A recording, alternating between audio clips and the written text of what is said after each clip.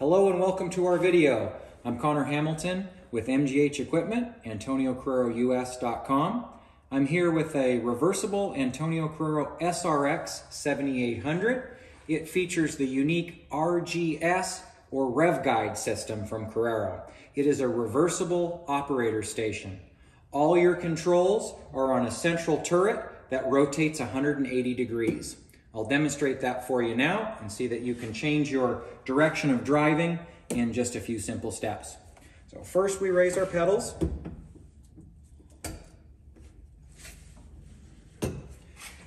Then lower your range lever and your reverser. Now, pull the seat release towards you.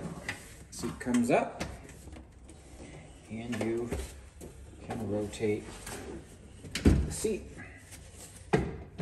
Snaps into place. Raise your levers.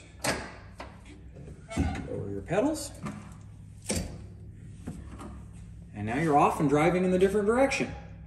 This is an incredibly versatile and useful feature, especially when operating a rear implement like a snowblower or a mower or a rear blade that can benefit from increased visibility, and you no longer have to crane your neck behind you as you drive in reverse to see what you're doing.